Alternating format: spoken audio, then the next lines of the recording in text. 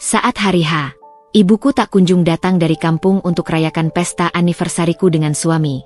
Ternyata suamiku malah mengurung ibuku di gudang. Halo Bunda, semoga Bunda semuanya dalam keadaan sehat dan bahagia ya. Sebelum masuk ke ceritanya, jangan lupa like, komen dan subscribe channel ini ya. Selamat menonton. Matahari pagi itu menyelinap pelan melalui celah tirai jendela kamar, menari-nari di atas permukaan lantai kayu yang mengilap. Aku, Jihan, berdiri termangu di depan cermin panjang yang menghiasi sudut kamar kami. Mataku menatap bayangan sendiri yang terpantul dengan gaun putih sederhana yang kupakai. Gaun ini sengaja kupilih karena mengingatkanku pada gaun pengantin yang ibu jahit sendiri dengan penuh cinta 5 tahun yang lalu. Jari-jariku meraba halus kainnya, mencoba menenangkan gemuruh di dada yang tak kunjung reda. Hari ini seharusnya menjadi hari yang sempurna, puncak dari perjalanan 5 tahun pernikahan kami. Namun ada sesuatu yang mengganjal di relung hatiku yang paling dalam. Dari tadi berdiri saja di depan cermin. Ji, apa ada yang salah dengan gaun itu? Suara Mas Uki tiba-tiba menyelingi lamunanku. Dia sudah berdiri di belakangku, dengan setelan jas abu-abu yang membuatnya tampak begitu gagah. Tangannya yang hangat meraih pundakku, memberikan tekanan lembut. Ku beralih menatapnya melalui bayangan cermin, mencoba menyembunyikan kegelisahan yang menggerogoti. Tidak, gaunnya baik-baik saja. Aku hanya memastikan semuanya sempurna untuk hari ini. Dia tersenyum, senyum yang biasanya mampu meluluhkan segala kekhawatiranku. Sudah, tenang saja. Semua akan berjalan lancar. Tamu-tamu sudah mulai konfirmasi kehadiran. Catering akan tiba pukul 10. Dan dekorasi di taman sudah selesai semalam. Tangannya berpindah ke bahuku, memutar tubuhku perlahan hingga kami berhadapan. Kau terlalu tegang, sayang. Ini hari bahagia kita. Aku menarik napas dalam. Ibu, dia belum juga membalas pesanku dari tadi malam. Biasanya dia selalu membalas dengan cepat, atau setidaknya menelepon jika sudah sampai di terminal. Wajah Mas Uki berubah sedikit, namun hanya sesaat. Jangan khawatir, mungkin sinyal di perjalanan buruk. Atau mungkin dia sedang sibuk menyiapkan koper. Kau tahu sendiri, ibu selalu membawa oleh-oleh yang banyak dari kampung. Tapi janjinya, Ki, dia sangat bersemangat untuk datang. Ini pertama kalinya dia mengunjungi rumah baru kita sejak kita pindah setahun yang lalu. Dia bahkan sudah bertanya berulang kali tentang taman belakang. Katanya ingin melihat langsung bunga-bunga yang sering kuceritakan. Mas Uki menghela napas, menarik tubuhku dalam pelukan. Dia akan datang, percayalah. Mungkin busnya sedikit terlambat. Lagi pula, pesta kita baru mulai siang nanti. Masih ada waktu. Aku mendekatkan kepala di dadanya, mencoba menyerap kehangatan dan keyakinannya. Aku sudah merindukannya. Ki, sudah 6 bulan kita tidak bertemu. Telepon dan video call tidak pernah cukup. Aku ingin memeluknya, mencium tangannya, mendengar cerita-cerita lucunya tentang tetangga di kampung. Dia akan berada di sini sebentar lagi, bisiknya di telingaku.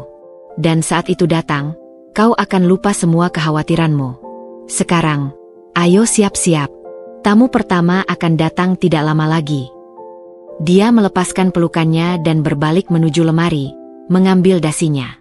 Aku tetap berdiri di depan cermin. Mataku tanpa sengaja tertuju pada foto di atas meja rias. Foto pernikahan kami dengan ibu berdiri di sampingku. Wajahnya bersinar dengan kebahagiaan dan bangga. Ibu, dengan kain sederhana dan senyumnya yang tulus, menjadi pusat perhatian dalam foto itu meski hanya berdiri di samping. Aku akan mencoba meneleponnya sekali lagi, kataku, mengambil ponsel dari atas tempat tidur.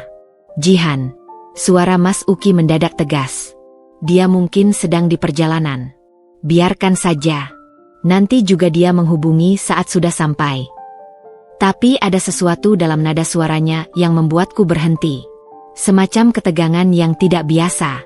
Kau yakin tidak ada yang kau sembunyikan dariku? Ki, kau terlihat aneh sejak tadi pagi. Dia berbalik, wajahnya kembali menampilkan senyum hangat yang kukenal. Apa yang bisa kusembunyikan? Mungkin aku hanya gugup dengan pesta ini. Kau tahu, banyak kolega penting yang akan datang. Aku ingin semuanya sempurna. Aku juga, bisikku, menatapnya dalam-dalam. Tapi kesempurnaan tidak akan berarti tanpa kehadiran ibu. Dia mendekatiku kembali, mengangkat daguku dengan lembut. Dia akan datang. Sekarang, tolong percayai aku. Fokus pada pesta kita. Ibu akan berada di sini saat waktunya tiba. Aku mengangguk pelan, mencoba untuk meyakinkan diri sendiri. Tapi di balik senyum dan kata-kata menenangkannya, ada firasat buruk yang terus menggelayuti hatiku. Hari ini seharusnya menjadi hari yang paling membahagiakan. Namun mengapa rasanya seperti ada badai yang akan datang? Aku menatap kembali foto ibu di meja rias, berdoa dalam hati agar kekhawatiranku tidak menjadi kenyataan. Suara detak jam dinding di ruang tamu seakan bergema dalam kepalaku. Setiap ketukannya mengikis sedikit demi sedikit harapan yang tersisa. Aku berjalan mondar-mandir di antara dekorasi bunga yang sudah disusun rapi. Jari-jariku tak henti-hentinya memainkan ujung gaun putih yang mulai terasa gerah. Pukul 10:30 dan ibu masih belum juga memberi kabar. Biasanya, bus dari kampung sudah tiba di terminal sejak pukul 7 pagi. Jihan, bisakah kau berhenti mondar-mandir seperti itu? Suara Mas Uki terdengar dari balik pintu teras. Dia sedang mengatur susunan kursi di taman, wajahnya tampak tenang.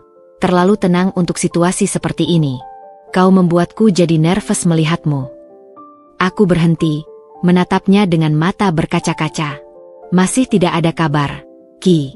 Aku sudah telepon berkali-kali, tapi selalu masuk voicemail. Ini tidak seperti ibu. Kau tahu, dia bahkan tidak pernah lupa mengirim pesan saat sampai di terminal. Dia menghampiriku, tangannya yang hangat menggenggam bahuku. Mungkin ponselnya habis baterai. Atau mungkin dia sedang sibuk mencari taksi. Kau tahu, ibu tidak terbiasa dengan kota besar seperti ini. Tapi dia sudah pernah ke sini sebelumnya, meski hanya sebentar, bantahku lemah. Dan dia selalu ingat untuk mengisi ulang pulsanya sebelum berangkat. Dia takut kita tidak bisa menghubunginya. Wajah Mas Uki berkerut sebentar, seperti ada sesuatu yang ingin dia katakan tapi urung. Dengarkan, sayang. Ibu adalah wanita yang kuat. Dia pasti baik-baik saja. Mungkin dia hanya tersesat atau apa? Desakku, menangkap nada ragu dalam suaranya. Dia mungkin memutuskan untuk menunda kedatangannya. Mungkin dia tidak enak badan, atau ada urusan mendadak di kampung. Ucapannya terdengar dipaksakan, seolah-olah dia sedang mencoba meyakinkan dirinya sendiri. Aku menarik napas dalam, mencoba menenangkan diri. Kalau memang begitu, dia pasti akan memberitahu kita. Ibu tidak akan membiarkan kita menunggu seperti ini. Dia terlalu menghargai perasaan kita. Mas Uki menghela napas, matanya menghindari tatapanku. Mungkin kau benar. Tapi apa gunanya kita mengkhawatirkan sesuatu yang belum tentu terjadi? Lihat, dia menunjuk ke arah taman di mana beberapa tamu mulai berdatangan. Tamu-tamu sudah mulai datang. Mereka datang untuk merayakan kebahagiaan kita. Jangan biarkan kekhawatiranmu merusak momen ini. Tapi kekhawatiran itu seperti bara dalam dadaku, semakin menjadi dengan setiap detik yang berlalu tanpa kabar dari ibu. Aku ingat betapa bersemangatnya ibu saat aku meneleponnya seminggu yang lalu. Aku sudah jahitkan baju baru untuk pesta anniversary MU. Nak, katanya dengan suara riang. Biru, warna kesukaan Mas Uki. Katanya dia suka sekali warna itu. Sekarang, kenangan itu terasa seperti pisau yang mengoyak-iyak hatiku. Di mana dia sekarang? Apa yang sebenarnya terjadi? Jihan, kau baik-baik saja? Tanya Sari, sahabatku sejak SMA, yang baru saja tiba dengan suaminya. Wajahmu pucat sekali. Aku mencoba tersenyum, tapi rasanya seperti memakai topeng. Aku hanya sedikit tegang. Ibu seharusnya sudah tiba sejak pagi, tapi sampai sekarang belum ada kabar. Oh, Sari melirik ke arah Mas Uki yang sedang menyambut tamu lain di seberang taman. Tapi Mas Uki terlihat tenang-tenang saja. Itulah yang membuatku semakin gelisah. Biasanya, Mas Uki adalah orang pertama yang akan ikut panik jika ada sesuatu yang mencurigakan terjadi pada keluargaku. Dia selalu memperlakukan ibu seperti ibu kandungnya sendiri. Setidaknya, itulah yang selama ini kupikirkan. Aku akan coba telepon lagi, kataku pada Sari sebelum berbalik dan berjalan menuju sudut taman yang sepi. Jari-jariku gemetar menekan nomor ibu. 1 dering, 2 dering, lalu suara, nomor yang Anda tuju sedang tidak dapat dihubungi. Aku menutup mata, mencoba menahan air mata yang hendak jatuh. Masih tidak bisa dihubungi. Suara Mas Uki membuatku terkejut. Dia berdiri di belakangku. Wajahnya tampak sedikit tegang sekarang. Aku mengangguk, tidak bisa berkata-kata. Dia menarik napas panjang. Jihan, mungkin ini tanda bahwa kita harus fokus pada pesta ini dulu. Ibu pasti akan menghubungi kita saat dia bisa. Percayalah. Tapi nada suaranya tidak meyakinkan. Malah, ada sesuatu yang samar, semacam rasa bersalah, dalam matanya yang biasanya jujur. Kau yakin tidak ada sesuatu yang kau ketahui tentang ini, Ki? Tanyaku, suaraku bergetar. Kau terlihat aneh sejak pagi. Seperti kau sedang menunggu sesuatu yang kau tahu akan terjadi. Dia menghela napas, mengusap wajahnya dengan tangan. Aku hanya lelah, Jihan. Persiapan pesta ini membuatku kurang tidur. Jangan menuduhku hal-hal yang tidak benar. Tapi sebelum aku sempat membalas, tamu-tamu lain mulai berdatangan, dan Mas Uki segera berbalik untuk menyambut mereka dengan senyum lebar. Senyum yang sama yang dulu membuatku jatuh cinta, tapi sekarang terasa seperti dinding yang memisahkan kami. Aku berdiri sendiri di sudut taman, dikelilingi tawa dan obrolan bahagia, tapi hatiku terasa sepi dan dingin. Ada sesuatu yang tidak beres, dan firasatku mengatakan bahwa ini ada hubungannya dengan Mas Uki. Tapi apa? Mengapa dia akan menyembunyikan sesuatu tentang ibu? Dari kejauhan, aku melihat Mas Uki sedang berbincang dengan salah satu koleganya. Dia tertawa, tapi matanya sesekali melirik ke arah gudang tua di ujung taman. Gudang yang biasanya terkunci, tapi sekarang, apakah pintunya sedikit terbuka? Aku mengusap mata, berpikir mungkin itu hanya bayangan. Tapi hati kecilku berteriak bahwa jawaban dari semua kegelisahanku ada di sana, di balik pintu gudang yang gelap itu. Taman belakang rumah kami perlahan-lahan dipenuhi oleh riuh rendah suara tamu undangan.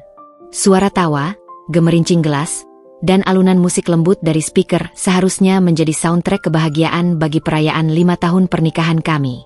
Namun, bagiku, semua itu hanyalah bising yang semakin menekan dadaku. Aku berdiri di dekat meja panjang yang penuh hidangan, memegang segelas jus yang mulai hangat. Mataku tak henti-hentinya tertuju pada satu titik, kursi kayu dengan hiasan pita biru yang masih kosong di sudut taman. Jihan, kau terlihat sangat pucat. Suara Tante Maya, bibi dari pihak Mas Uki, menyadarkanku dari lamunan. Tangannya yang berkerut meraih lenganku. Di mana ibumu? Aku sangat ingin menemuinya. Terakhir ketemu waktu pernikahan kalian, kan? Aku tersenyum getir, berusaha menahan gemuruh di dada. Ibu seharusnya sudah tiba sejak pagi, Tante. Tapi sampai sekarang belum ada kabar. Oh. Tante Maya mengerutkan kening, matanya secara refleks menatap Mas Uki yang sedang asyik bercengkrama dengan beberapa koleganya di seberang taman. Tapi Uki terlihat tenang-tenang saja. Biasanya dia yang paling khawatir jika berkaitan dengan ibumu. Kalimat Tante Maya seperti menusuk-nusuk kesadaranku. Ya, itulah yang membuatku semakin tidak karuan. Mas Uki, yang biasanya akan lebih panik dariku jika ibu terlambat 5 menit saja, sekarang malah terlihat santai, terlalu santai. Aku akan mencoba menelponnya lagi, Tante, ucapku perlahan, berusaha melepaskan diri dari genggaman Tante Maya. Tapi dia tidak melepaskannya. Tunggu, nak, lihat, bisiknya sambil menunjuk ke arah Mas Uki dengan halus. Dia sudah 5 kali menatap arlojinya dalam 10 menit terakhir. Dan perhatikan, setiap kali ada suara dari arah jalan, dia menegakkan badan. Itu bukan sikap orang yang tenang. Aku mengamati Mas Uki dengan lebih cermat. Tante Maya benar. Di balik senyum dan obrolan santainya, ada ketegangan yang jelas terpancar dari bahunya yang kaku, dari cara dia sesekali menggigit bibir bawahnya, dari matanya yang terus-menerus melirik ke arah pintu gerbang. Jihan, suara Mas Uki tiba-tiba memanggil dari seberang taman. Dia melambai, wajahnya berusaha terlihat rileks. Ayo sini, temui Pak Hendra dari direktorat baru. Dia ingin berkenalan denganmu. Aku memandang Tante Maya sebentar sebelum berjalan mendekati suamiku dengan langkah berat. Setiap langkahku terasa seperti menginjak pecahan kaca. Ini istriku, Jihan. Mas Uki memperkenalkanku pada pria berperawakan gemuk dengan setelan jas yang mahal. Jihan, ini Pak Hendra, Direktur Keuangan baru di perusahaan kami. Sangat senang akhirnya bisa bertemu dengan istri Uki, ucap Pak Hendra sambil menjabat tanganku erat. Uki selalu bercerita tentang istrinya yang cantik dan sederhana. Ada sesuatu dalam cara dia mengucapkan kata sederhana yang membuatku tidak nyaman. Seperti ada makna lain di balik pujian itu. Terima kasih, Pak, sahutku singkat, berusaha tersenyum. Kami berencana mengadakan dinner party minggu depan di rumah baru kami di kawasan Permata Hijau. Lanjut Pak Hendra dengan semangat. Pasti akan sangat berbeda dengan suasana di sini. Lebih tertata. Mas Uki tersenyum lebar. Tapi aku bisa melihat ada keringat di pelipisnya. Tentu saja, Pak. Kami dengan senang hati akan hadir. Bagus. Pak Hendra menepuk punggung Mas Uki. Oh ya, di mana ibumu, Jihan? Uki bilang beliau akan datang khusus dari kampung untuk acara ini. Aku ingin sekali bertemu wanita hebat yang telah membesarkan menantu perempuan yang begitu mengagumkan. Aku membeku. Mulutku terbuka tapi tidak ada suara yang keluar. Sayangnya, ibu harus membatalkan kedatangannya pada menit terakhir. Mas Uki menyela dengan cepat, tangannya meraih pundakku erat-erat. Ada urusan mendadak di kampung. Keluarga dekat yang sakit. Oh, sayang sekali, ucap Pak Hendra dengan nada yang terdengar tidak terlalu kecewa. Lain kali, mungkin. Setelah beberapa percakapan basa-basi lagi, Pak Hendra akhirnya berpamitan untuk bergabung dengan tamu lainnya. Begitu dia pergi, aku segera memutar badan menghadap Mas Uki. Urusan mendadak di kampung? Keluarga dekat yang sakit. Desaku dengan suara berbisik tapi penuh amarah. Sejak kau tahu tentang itu? Dan kenapa kau tidak memberitahuku? Mas Uki menarik napas dalam, matanya menghindari tatapanku. Aku baru saja menerima pesan singkat dari ibu tadi pagi. Aku tidak memberitahumu karena tidak ingin mengganggu konsentrasimu untuk pesta ini. Pesan singkat? Dari ponsel ibu yang katanya tidak bisa dihubungi. Suaraku semakin tinggi. Beberapa tamu mulai melirik ke arah kami. Dia menelepon dari nomor tetangganya. Jawabnya cepat. Terlalu cepat. Sudah, Jihan. Tidak usah diperbesar-besar. Ibu baik-baik saja. Dia hanya tidak bisa datang. Tapi sesuatu dalam naluriku mengatakan bahwa dia berbohong. Aku ingat betul, ibu tidak punya tetangga yang dekat enough untuk meminjamkan telepon. Rumahnya di kampung cukup terpencil, dan tetangga terdekat tinggal sejauh 500 meter. Mas Uki, aku ingin melihat pesan itu. Pintaku, menatapnya tajam. Dia menggeleng, wajahnya mulai menunjukkan iritasi. Aku sudah menghapusnya. Sudah, Jihan, jangan dibuat masalah. Lihat sekeliling, semua tamu menikmati pesta. Jangan rusak suasana dengan kecurigaanmu yang tidak beralasan. Tapi kecurigaan itu seperti akar yang semakin dalam mencengkeram hatiku. Aku memandangi kursi kosong di sudut taman, dan untuk pertama kalinya, aku menyadari sesuatu. Kursi itu persis menghadap ke arah gudang tua. Seperti ada yang sengaja menempatkannya di posisi itu.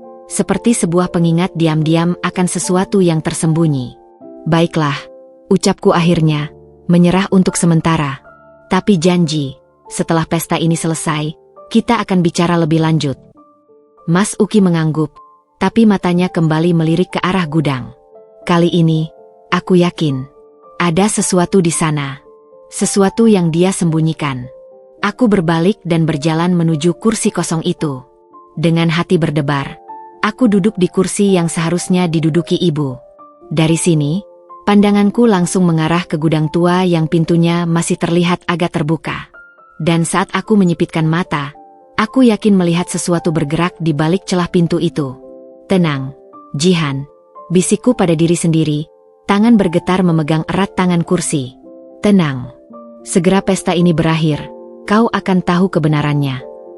Tapi bisikan hatiku yang lain menjawab, kebenaran itu mungkin lebih menyakitkan dari yang bisa kubayangkan. Pesta perlahan-lahan mulai mereda. Matahari sore mulai tenggelam, meninggalkan jejak jingga di langit yang berpadu dengan lampu taman yang mulai dinyalakan.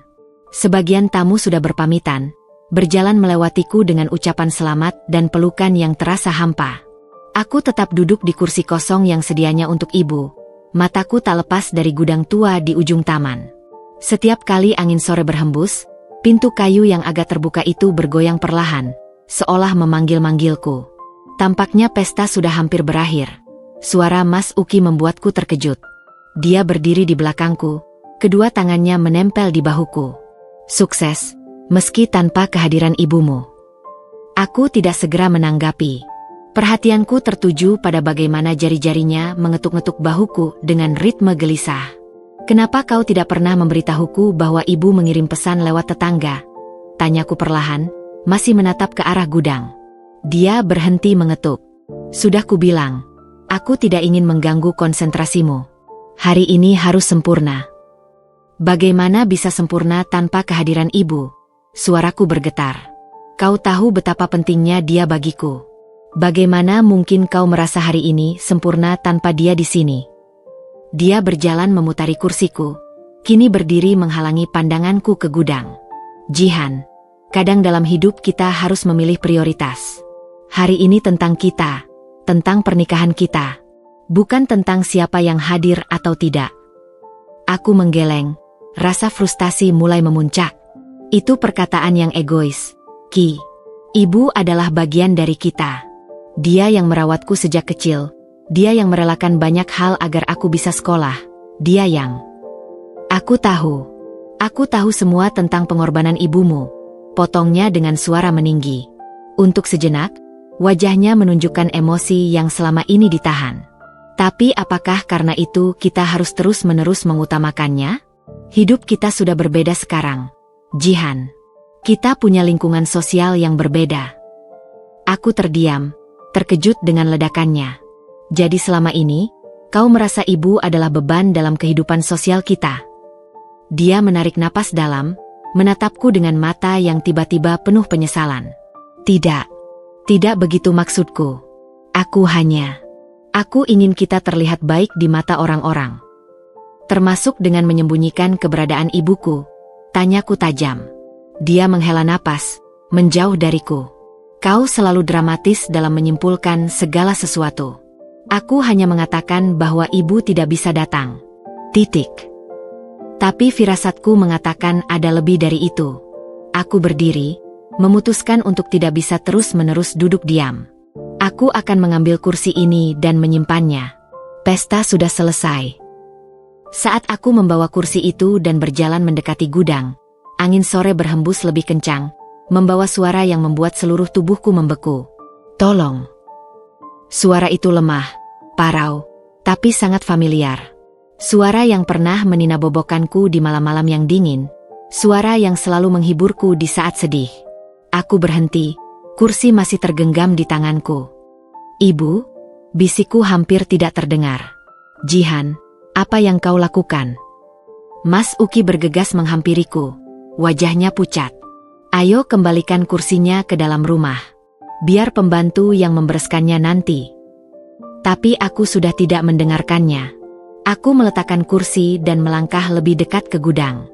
Dari dalam, suara itu terdengar lagi. Tolong, air. Kali ini, Mas Uki juga mendengarnya. Wajahnya berubah total. Dari pucat menjadi pucat pasi. Itu mungkin kucing liar yang terperangkap di dalam. Ujarnya dengan suara gemetar. Apa kucing bisa bicara bahasa manusia? Tanyaku dingin, hatiku berdebar kencang. Dia mencoba menghalangiku, tapi aku sudah terlalu dekat dengan pintu gudang. Dengan tangan gemetar, ku pegang gagang pintu kayu yang lapuk. Jangan, Jihan. Tunggu, teriak Mas Uki. Tapi sudah terlambat. Aku mendorong pintu itu terbuka, dan cahaya sore yang temaram menyinari bagian dalam gudang yang gelap. Di sana, dalam sinar yang redup, duduklah sosok yang selama ini kutunggu. Ibu, terduduk lesu di atas kardus bekas, bersandar pada tumpukan pot bunga tua. Wajahnya pucat, bibirnya kering, dan matanya yang biasanya berbinar kini redup dan penuh kepedihan. Ibu, teriakku, berlari dan berjongkok di sampingnya. Tangannya terasa dingin saat kugenggam. Apa yang terjadi? Kenapa kau di sini? Dia membuka mata dengan susah payah. Senyum getir muncul di bibirnya yang pecah-pecah. Dia, Mas Uki, menjemputku di terminal pagi tadi. Tapi alih-alih membawaku menemuimu, dia membawaku ke sini. Aku menoleh ke arah Mas Uki yang masih berdiri di pintu gudang. Wajahnya tertutup bayangan. Benarkah ini? Kau mengurung ibuku sendiri di gudang ini sepanjang hari? Dia tidak menjawab, hanya menundukkan kepala. Katanya, lebih baik aku menunggu di sini saja. Lanjut ibu dengan suara lemah. Katanya, penampilanku tidak pantas untuk pesta kalian. Dia malu padaku. Setiap kata dari ibu seperti pukulan palu di dadaku. Aku berdiri, menghadap Mas Uki dengan mata berkaca-kaca. Jadi ini kebenarannya? Kau mengurung ibuku di gudang yang pengap ini karena malu dengan penampilannya. Dia mengangkat wajah, dan untuk pertama kalinya kulihat air mata di matanya. Aku hanya ingin melindungi kita, Jihan. Lihatlah tamu-tamu kita hari ini. Mereka semua orang-orang penting. Apa kata mereka jika melihat ibu dengan baju kampungnya yang sederhana, dengan logat bicaranya yang medok? Jadi lebih baik kau menyiksanya dengan mengurungnya di sini? Tanpa air, tanpa makanan, dalam gelap, teriakku, suara pecah oleh tangis. Aku berencana memberinya makan setelah pesta selesai. Bisiknya, suara hampir tak terdengar. Ibu mencoba berdiri, tubuhnya gemetar. Aku hanya ingin melihat anakku di hari bahagianya. Aku tidak peduli di mana aku harus menunggu. Tapi, mengurungku di sini seperti binatang. Aku memeluk ibu erat-erat, rasa bersalah dan marah bercampur menjadi satu. Di depan kami, Mas Uki terduduk di lantai, wajahnya tertutup kedua tangannya. Taman yang tadi dipenuhi tawa dan sukacita, kini hanya menyisakan keheningan yang menyayat hati. Sinar matahari sore yang temaram menyapu lantai gudang yang berdebu, menerangi partikel-partikel kecil yang berterbangan di udara seperti konfeti yang mengejek. Dalam cahaya redup itu, aku melihat dengan jelas penderitaan yang terpancar dari wajah ibu. Kerutnya tampak lebih dalam, matanya yang biasanya berbinar penuh kasih sayang kini redup dan berair. Tangannya yang kugenggam terasa dingin dan lembab, kulitnya yang kasar bergesekan dengan telapak tanganku yang halus. Sebuah pengingat nyata akan semua pengorbanan yang telah dia berikan untukku. Ibu, maafkan aku, bisikku sambil menahan isak tangis yang ingin meledak. Kulepaskan jilbab sederhana yang kupakai dan kulilitkan di bahunya yang menggigil. Aku tidak tahu, aku sama sekali tidak tahu. Ibu menggeleng pelan, tangannya yang gemetar mengusap punggungku. Bukan salahmu, nak, kau tidak tahu apa-apa. Suaranya parau, seolah setiap kata yang keluar menyakitkan tenggorokannya. Dari sudut mataku, kulihat Mas Uki masih terduduk di ambang pintu gudang. Kepalanya tertunduk dalam antara kedua lututnya. Tubuhnya sesekali berguncang. Tapi aku tidak bisa lagi merasakan belas kasihan padanya. Yang ada hanyalah amarah yang membara dan kekecewaan yang dalam. Berapa lama ibu di sini? Tanyaku sambil meraba dahi ibu yang terasa agak panas. Sejak pagi. Ibu mengangguk lemah. Dia menjemputku jam 6:30 di terminal. Awalnya aku senang karena dia yang datang sendiri, tidak menyuruh supirnya. Tapi dia terbatuk kecil. Begitu sampai di sini, dia membawaku lewat pintu samping dan memintaku masuk ke sini. Memintamu? Suaraku meninggi tanpa sengaja. Dia memaksamu, Ibu. Dia menarik napas dalam-dalam. Katanya, ini untuk kebaikan kita semua. Agar aku tidak mempermalukan kalian di depan tamu-tamu penting. Air mata akhirnya menetes dari matanya, mengalir melalui kerut-kerut di pipinya. Dia bilang, lebih baik aku tidak terlihat sama sekali daripada membuat kalian jadi bahan gunjingan. Aku berdiri dengan gerakan kasar, menghadap Mas Uki yang masih terduduk lemas. Jadi ini yang kau sebut, urusan mendadak di kampung? Ini yang kau sebut, keluarga dekat yang sakit? Suaraku gemetar menahan amarah. Kau tidak hanya berbohong padaku, tapi juga pada semua tamu kita. Dia mengangkat kepala, wajahnya basah oleh air mata. Aku tidak punya pilihan lain. Jihan, kau tidak melihat bagaimana cara mereka memandang orang seperti kita. orang yang berasal dari kampung. Kita, ulangku dengan pedas. Jangan kau sertakan dirimu dalam kita. Aku bangga dengan asal-usulku. Ibu bangga dengan siapa dia. Kaulah yang malu dengan akarmu sendiri. Aku hanya mencoba melindungi karierku, teriaknya sekarang, bangkit berdiri. Kau pikir mudah bagiku untuk sampai di posisi sekarang? Setiap hari aku harus bekerja 2 kali lebih keras dari mereka yang lahir dengan latar belakang keluarga terpandang. Dan ketika akhirnya aku bisa sedikit bernapas, aku tidak ingin semuanya hancur karena apa, Ki? Tantangku, melangkah mendekatinya. Karena ibuku yang sederhana? Karena istrimu yang berasal dari kampung? Atau karena dirimu sendiri yang tidak pernah benar-benar berdamai dengan masa lalumu? Dia terdiam, napasnya terengah-engah. Di belakangku, aku mendengar ibu berdiri dengan susah payah. Jihan, tolong, aku hanya ingin pulang. Suara ibu terdengar lemah. Aku tidak ingin menjadi penyebab pertengkaran kalian. Aku berbalik dan segera menyangga tubuhnya yang sempoyongan. Ibu tidak boleh pulang dalam keadaan seperti ini. Ibu perlu istirahat, perlu minum, perlu makan. Tidak, bantuhnya dengan lembut tapi tegas. Aku tidak bisa tinggal di sini. Tidak setelah ini. Matanya yang lelah menatap Mas Uki dengan sedih. Aku menganggapmu seperti anakku sendiri, Uki. Selama ini. Mas Uki menunduk, tidak sanggup menatap wajah ibu. Ibu, aku. Tidak usah, potong ibu dengan getir. Kau sudah menunjukkan dengan jelas bagaimana perasaanmu yang sebenarnya. Mungkin memang lebih baik aku kembali ke kampung. Di sana, setidaknya aku masih dihargai sebagai manusia. Kata-kata ibu seperti pisau yang menusuk jantungku. Aku memeluknya erat, merasa bersalah yang tak terhingga. Ibu akan menginap di hotel malam ini. Besok pagi aku akan mengantarmu pulang. Aku tidak mau merepotkanmu lagi, nak. Tidak ada yang merepotkan, bantuku tegas. Sambil memeluk ibu, aku menatap Mas Uki dengan tatapan yang membuatnya terdiam. Dan untukmu, kita akan bicara nanti. Setelah aku memastikan ibu baik-baik saja. Aku membimbing ibu keluar dari gudang yang pengap itu. Saat kami melewati Mas Uki, ibu berhenti sebentar. Dengan suara yang hampir tidak terdengar, dia berbisik. Aku berharap kau menemukan kedamaian dengan dirimu sendiri, anak. Karena sampai kau melakukannya, kau tidak akan pernah benar-benar bahagia.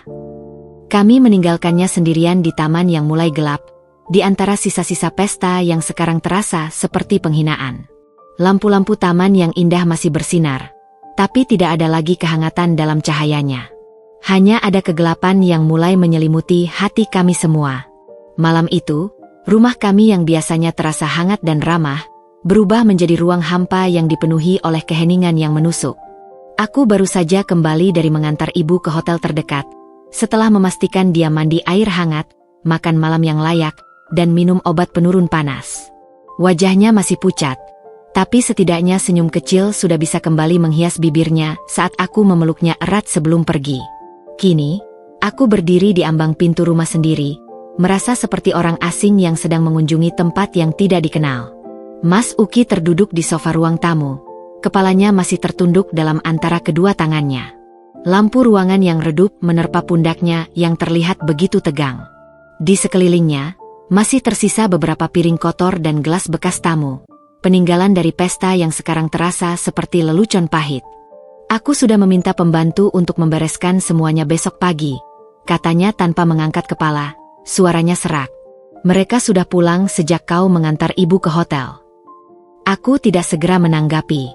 Dengan langkah lambat, aku berjalan memasuki ruangan, namun memilih untuk duduk di kursi tunggal yang berjarak beberapa meter darinya. Jarak fisik itu terasa perlu, mewakili jurang yang sekarang menganga antara kami. Bagaimana kondisi ibu? Tanyanya setelah beberapa saat hening yang menegangkan. Dia demam, lelah, dan dehidrasi. Jawabku datar. Tapi yang lebih menyakitkan adalah luka di hatinya. Kau tahu, saat aku menolongnya berdiri dari lantai gudang yang berdebu itu, dia terus memohon maaf padaku.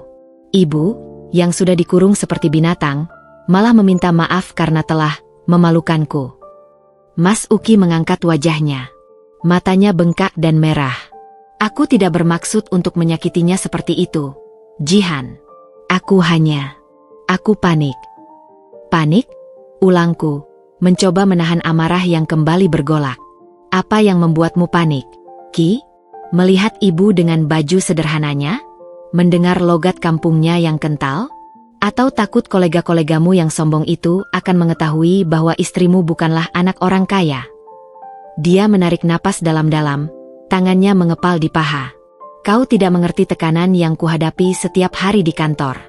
Setiap rapat, setiap pertemuan bisnis, mereka selalu menyelipkan candaan tentang latar belakangku. Uki, anak kampung yang sudah jadi orang. Begitu mereka bilang. Aku lelah, Jihan. Aku lelah harus terus membuktikan bahwa aku layak berada di antara mereka. Jadi dengan mengurung ibuku, kau pikir kau akan dianggap lebih layak? Tanyaku dengan nada menusuk. Dengan menyembunyikan bagian terpenting dari hidup kita, kau pikir mereka akan lebih menghargaimu? Bukan itu maksudku, bentaknya, bangkit dari sofa dan mulai berjalan mondar-mandir. Aku hanya ingin, untuk satu hari saja, kita bisa terlihat sempurna di mata mereka. Tanpa cacat, tanpa kekurangan. Aku tidak pernah menyadari bahwa bagimu, ibu adalah sebuah cacat, kataku perlahan. Setiap kata terasa seperti kaca yang pecah di mulutku. Dia berhenti berjalan, menatapku dengan mata penuh keputusasaan. Bukan ibunya, Jihan, tapi penampilannya, caranya berbicara, cara dia berjalan. Semuanya berteriak, aku dari kampung. Dan dalam dunia mereka, itu adalah aib. Aku menggeleng, rasa mual mulai menyerang. Jadi selama 5 tahun pernikahan kita, semua sikapmu yang manis dan perhatian pada ibu, itu semua palsu. Tidak, teriaknya, lalu suaranya pelan kembali. Tidak semuanya. Aku sungguh-sungguh menyayangi ibu. Tapi, ada kalanya. Ada kalanya kau merasa malu padanya. Selesaikan kalimatnya dengan getir. Seperti hari ini. Hari yang seharusnya menjadi perayaan cinta kita. Tapi kau lebih memilih untuk mengurung ibuku di gudang yang gelap daripada mengambil risiko, terlihat tidak sempurna. Dia kembali terduduk di sofa. Wajahnya tertutup tangan lagi. Aku tahu ini salah. Aku sudah menyesal sejak saat aku menguncinya di sana. Tapi, apa yang bisa kulakukan? Pesta sudah dimulai. Tamu-tamu sudah datang. Kau bisa jujur padaku. Bentakku, akhirnya tidak bisa menahan amarah lagi. Kau bisa bilang bahwa kau merasa tidak nyaman dengan kehadiran ibu di antara tamu-tamumu. Atau lebih baik lagi, kau bisa mengatakannya padaku sejak awal. Sehingga aku tidak perlu membiarkan ibu datang jauh-jauh dari kampung hanya untuk diperlakukan seperti sampah. Dia terdiam, tidak bisa membantah. Ruangan kembali dipenuhi keheningan. Hanya diselingi oleh detak jam dinding yang seakan menandai akhir dari segala ilusi yang selama ini kupercayai. Apakah ada hal lain yang kau sembunyikan dariku, Ki? Tanyaku setelah beberapa saat. Hal-hal lain yang membuatmu malu tentang aku atau keluargaku? Dia menggeleng, tapi matanya menghindari tatapanku. Tidak, hanya ini. Tapi ada sesuatu dalam caranya menjawab yang membuatku tidak percaya. Seperti ada kebohongan lain yang masih tersembunyi di balik pengakuan ini. Aku tidak tahu apakah aku bisa memaafkanmu untuk yang ini, ucapku perlahan, bangkit dari kursi.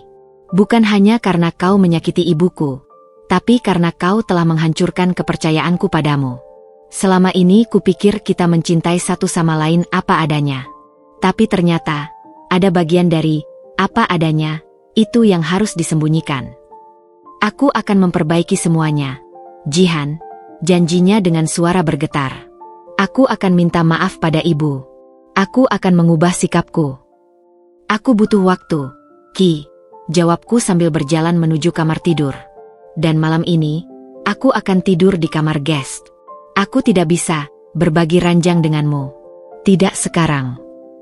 Jihan, tunggu. Tapi aku sudah menutup pintu kamar guest, mengunci diri dalam ruangan yang dingin dan asing. Di balik pintu, aku mendengar isakannya yang teredam. Tapi air mataku sendiri sudah mengering, digantikan oleh rasa hampa yang dalam. Malam anniversary kami yang seharusnya dipenuhi cinta dan kehangatan, berakhir dengan pengakuan pahit tentang rasa malu dan pengkhianatan. Dan yang paling menyakitkan, aku mulai mempertanyakan, apakah selama ini aku menikahi versi asli dari Mas Uki, atau hanya topeng yang dia kenakan untuk menyembunyikan rasa tidak amannya yang dalam? Kamar guest di lantai 2 terasa begitu asing dan dingin, seolah-olah dinding-dindingnya menyerap semua kepedihan yang mengisi rumah kami malam itu. Aku duduk di tepi tempat tidur, jari-jariku menggenggam erat selimut yang masih beraroma pewangi pakaian, aroma yang sama yang selalu melekat pada pakaian Mas Uki. Setiap tarikan napas terasa menyakitkan, seperti ada ribuan pecahan kaca yang menusuk-nusuk paru-paruku. Dari balik pintu, masih kudengar suara tangis teredam Mas Uki yang seakan menjadi soundtrack sempurna untuk kehancuran malam ini. Tok, tok, tok. Jihan, tolong bicara padaku. Suara Mas Uki terdengar dari balik pintu, lemah dan penuh penyesalan. Aku tahu aku bersalah. Aku tahu aku telah menyakitimu dan ibu. Tapi tolong, jangan tutup dirimu seperti ini. Aku menarik napas dalam, mencoba mengumpulkan kekuatan untuk menjawab. Apa yang kau harapkan akan kukatakan, Ki? Bahwa aku memaafkanmu? Bahwa kita bisa berpura-pura seperti tidak ada yang terjadi? Tidak. Aku tidak ingin kehilanganmu. Suaranya pecah. Aku membuat kesalahan bodoh. Kesalahan yang tidak akan terulang lagi. Aku berdiri dan berjalan mendekati pintu, namun tidak membukanya. Hanya berdiri di balik kayu yang memisahkan kami. Ini bukan tentang satu kesalahan, Ki. Ini tentang 5 tahun kebohongan. 5 tahun di mana kau berpura-pura menerima dan mencintai segala sesuatu tentangku, termasuk latar belakangku. Tapi aku memang mencintaimu. Semua tentangmu. Termasuk bagian kampungku, termasuk ibuku dengan logat medoknya, termasuk kenangan masa kecilku yang diisi dengan main lumpur dan mandi di sungai. Tanyaku, suara mulai meninggi. Karena dari yang terjadi hari ini, sepertinya kau malu dengan semua itu.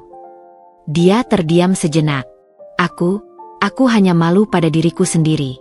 Bukan padamu atau ibu. Jadi dengan mengurung ibuku di gudang, kau pikir itu akan menyelesaikan rasa malumu pada dirimu sendiri.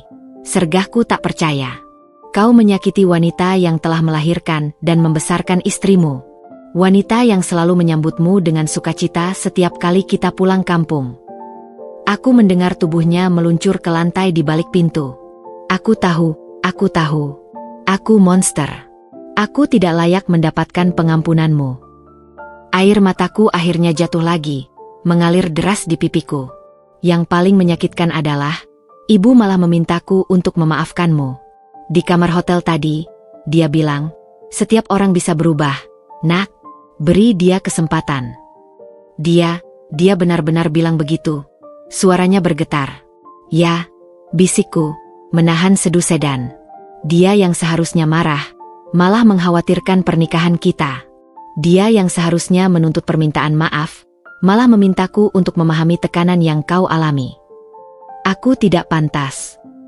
Isaknya semakin keras. Aku tidak pantas mendapatkan kebaikan seperti itu. Tapi aku tidak sebaik ibu, Ki. Aku melanjutkan dengan suara tegas meski bergetar. Aku tidak bisa memaafkanmu dengan mudah.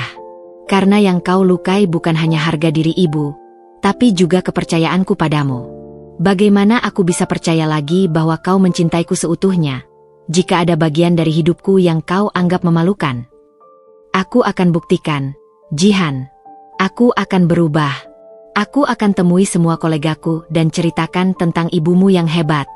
Aku akan bangga menceritakan asal-usul kita. Aku tidak mau kau melakukan itu karena terpaksa. Jawabku pelan. Aku mau kau melakukannya karena kau benar-benar berarti. Karena kau sudah berdamai dengan dirimu sendiri. Dari balik pintu, hanya terdengar isakannya yang semakin dalam. Aku bersandar pada pintu, merasakan getaran dari tubuhnya yang sedang terguncang di seberang. Pulanglah ke kampung besok, bisikku tiba-tiba. Aku akan mengantarkan ibu pulang, dan aku akan tinggal di sana beberapa hari. Tapi, pekerjaanmu? Komitmenmu di sini. Aku butuh menjauh dari semua ini, Ki. Butuh menghirup udara kampung yang jujur. Butuh berada di sekitar orang-orang yang tidak menilai dari penampilan atau logat bicara. Boleh aku ikut, pintanya dengan suara kecil. Tidak, jawabku tegas. Kau butuh waktu sendirian juga. Untuk merenungkan apa yang benar-benar penting bagimu. Dan aku butuh waktu untuk memutuskan apakah kita bisa membangun kembali yang telah hancur ini. Apa ini berarti kau akan meninggalkanku? Suaranya penuh ketakutan. Aku tidak tahu, Ki, jawabku jujur. Rasa lelah yang mendalam menyelimuti seluruh tubuhku. Yang aku tahu, pernikahan kita tidak akan pernah sama lagi. Entah kita akan membangun sesuatu yang baru dari puing-puing ini, atau kita akan mengakui bahwa fondasinya terlalu rapuh untuk diperbaiki. Dia tidak menjawab lagi, hanya tangisnya yang masih terdengar. Aku berjalan menjauh dari pintu, kembali ke tempat tidur dan berbaring dengan mata terbuka. Malam itu, untuk pertama kalinya sejak menikah, kami tidur terpisah. Dia di luar pintu dengan rasa bersalah yang menghancurkan. Aku di dalam dengan hati yang remuk redam. Dan di antara kami, terbentang kenangan pahit tentang gudang gelap, kursi kosong, dan seorang wanita tua yang dengan bermartabat tetap menunjukkan cinta meski telah diperlakukan dengan tidak layak. Matahari pagi menyelinap melalui celah tirai jendela kamar guest, menari-nari di atas permukaan lantai kayu yang dingin. Aku terbangun dengan perasaan hampa, seolah semalam adalah mimpi buruk yang tak berkesudahan. Tubuh terasa berat, mata sembab, dan ada rasa kosong yang dalam di dadaku. Saat aku membuka pintu kamar, aku menemukan Mas Uki tertidur lesu di lantai koridor, bersandar pada dinding dengan wajah yang masih basah oleh bekas air mata. Dia mengenakan pakaian yang sama seperti semalam, dasinya masih terurai longgar di leher. Dia terbangun saat mendengar bunyi pintu terbuka. Matanya yang bengkak dan merah langsung menatapku dengan penuh harap dan penyesalan. "Jihan, bagaimana tidurmu?" Suaranya serak. Aku melewatinya tanpa menjawab, menuju dapur. "Aku akan membuat kopi. Kau mau?" Dia bangkit dengan susah payah, mengikuti dari belakang. Ya, terima kasih." Suasana dapur yang biasanya penuh dengan canda dan cerita di pagi hari, kini diselimuti keheningan yang tebal. Bunyi ketel yang mendidih dan gemericik air kopi menjadi satu-satunya suara yang memecah kesunyian. Aku menyiapkan 2 cangkir, meletakkan satu di hadapannya di meja makan. "Kapan kau berencana berangkat ke kampung?" tanyanya sambil memutar-mutar cangkir kopinya. "Setelah aku menjemput ibu dari hotel. Dia ingin naik bus pagi, tapi aku akan menyewakan mobil saja," jawabku singkat, masih menghindari tatapannya. "Biarkan aku yang membayarnya. Aku ingin melakukan sesuatu untuk menebus kesalahanku." Aku akhirnya menatapnya. "Uang tidak akan menyelesaikan ini, Ki. Ibu tidak butuh uangmu. Dia butuh pengakuan bahwa dia dihargai sebagai manusia." Dia mengangguk pelan, matanya kembali berkaca-kaca. "Aku tahu. Aku berencana untuk datang ke kampung minggu depan. Untuk meminta maaf padanya secara langsung." "Jangan terburu-buru," sergahku. "Beri dia waktu. Beri aku waktu." "Berapa lama waktu yang kau butuhkan?" tanyanya dengan suara hampir tak terdengar. "Aku tidak tahu," jawabku jujur. "Mungkin beberapa hari, mungkin beberapa minggu. Yang pasti, aku butuh menjauh dari semua ini dulu." Dia menarik napas dalam. "Aku sudah memikirkan semalam. Aku akan mengundurkan diri dari perusahaan." Aku terkejut. "Apa? Kenapa?" "Karena mereka, lingkungan kerjaku, adalah akar masalahnya. Selama ini aku berusaha keras untuk diterima oleh mereka, sampai-sampai aku kehilangan jati diriku sendiri. Aku malu pada hal-hal yang seharusnya kubanggakan. Lari dari masalah tidak akan menyelesaikan apa-apa. Ki, kau harus belajar menerima dirimu sendiri, dimanapun kau berada." "Tapi lihat apa yang telah kulakukan." Suaranya meninggi penuh frustrasi. "Aku mengurung ibumu sendiri di gudang." "Ibumu, Jihan. Wanita yang telah memperlakukanku seperti anak sendiri." "Aku tahu apa yang kau lakukan," balasku, akhirnya tidak bisa menahan emosi. "Aku yang menemukannya. Ingat? Aku yang melihat ibu dalam keadaan lemah dan dehidrasi. Aku yang harus memandangi kursi kosong sepanjang pesta sementara ibu terkunci dalam kegelapan." Dia terdiam, kembali menunduk. "Aku pantas menerima teriakanmu. Aku pantas menerima semua kemarahanmu. Tapi kemarahan tidak akan menyembuhkan luka ini, ucapku dengan tiba-tiba lelah. Aku tidak ingin menghabiskan energiku untuk marah. Aku hanya ingin memahami. Mengapa kau merasa perlu melakukan hal mengerikan seperti itu? Dia memandang keluar jendela, matanya berkaca-kaca. Aku ingat masa kecilku, Jihan. Ketika kami pertama pindah ke kota dari kampung. Aku diejek setiap hari karena logat bicaraku, karena baju bekas yang kupakai, karena bekal makananku yang sederhana. Aku berjanji pada diriku sendiri bahwa suatu hari nanti, aku akan menjadi begitu sukses sehingga tidak ada yang berani mengejekku lagi. Dan setelah kau sukses, tanyaku lembut. Rasanya tidak pernah cukup, bisiknya. Semakin tinggi jabatanku, semakin tinggi pula standar yang harus kupenuhi. Dan ketakutan untuk kembali menjadi anak kampung yang diejek itu, selalu menghantuiku. Aku menarik napas dalam. Jadi yang sebenarnya kau lawan adalah hantu masa lalumu sendiri. Bukan ibu, bukan aku, bukan latar belakang kita. Dia mengangguk, air mata akhirnya jatuh lagi. Dan aku telah melukai orang-orang yang paling mencintaiku karena ketakutanku yang bodoh itu. Aku berdiri, mengambil cangkir kopi yang belum disentuhnya. Aku harus pergi menjemput ibu. Dia ingin berangkat sebelum jam 9. Apakah aku boleh menemuimu di kampung nanti? Tunggu sampai aku memberi kabar, jawabku. Ibu butuh ketenangan. Aku juga.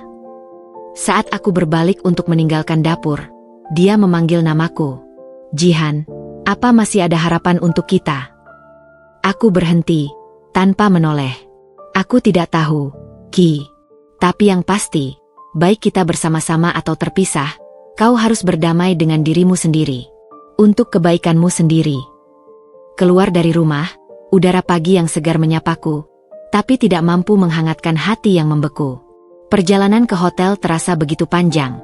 Setiap lampu merah seakan memberi waktu untuk merenungkan semua yang telah terjadi. Apakah cinta kami cukup kuat untuk bertahan dari pengkhianatan seperti ini? Atau apakah kami telah mencapai titik di mana yang tersisa hanyalah kenangan pahit dan kepercayaan yang hancur? Saat mobil berhenti di depan hotel, aku melihat ibu sudah menungguku di lobi. Dia tersenyum kecil padaku, tapi matanya masih menyimpan kesedihan yang dalam. Aku tahu, perjalanan pulang kali ini akan terasa sangat berbeda dari biasanya. Perjalanan dari kota menuju kampung halaman ibu yang biasanya dipenuhi tawa dan cerita-cerita seru, kali ini diselimuti keheningan yang berat. Ibu duduk di sampingku, tangannya yang berkerut memegang erat jendela mobil, matanya menatap keluar tanpa bling seolah mencari ketenangan dalam pemandangan sawah dan gunung yang kami lalui. Aku sesekali meliriknya dari sudut mata. Hati semakin pedih melihat betapa tua dan lelah wajahnya tampak pagi ini. Apakah kau sudah sarapan, Bu? Tanyaku akhirnya, mencoba memecah kesunyian yang sudah berlangsung hampir 1 jam. Dia mengangguk lemah, masih menatap keluar jendela. Sedikit. Aku tidak terlalu lapar. Kita bisa berhenti sebentar jika ibu ingin makan bubur atau sesuatu yang hangat, tawarku. Tidak usah, Nak. Aku hanya ingin cepat sampai di rumah.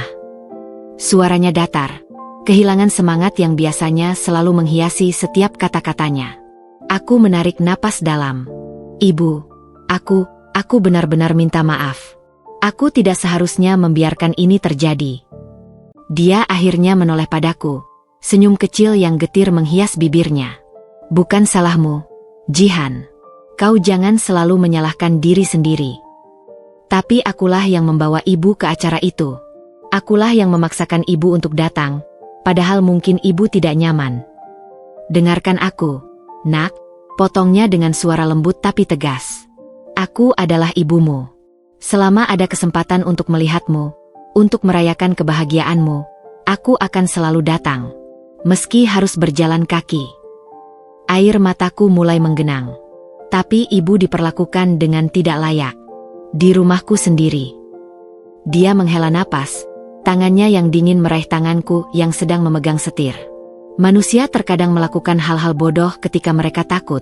Nak, Mas Uki, dia bukan orang jahat. Dia hanya orang yang tersesat. Kau masih membelanya? Setelah yang dia lakukan, tanyaku tak percaya. Bukan membela, hanya memahami. Jawabnya bijak. Rasa malu itu seperti penyakit. Jihan. Dia memakan seseorang dari dalam. Aku pernah melihatnya di matamu ketika kau masih kecil. Saat kau malu karena aku menjemputmu di sekolah dengan pakaian yang penuh tambalan. Aku terkesiap. Ibu, aku tidak pernah. Tidak perlu menyangkal, ujarnya sambil menepuk tanganku. Itu wajar. Tapi yang membedakan adalah, kau belajar menerima. Kau tumbuh dengan bangga pada siapa dirimu. Sedangkan Mas Uki, dia masih terjebak dalam rasa malunya.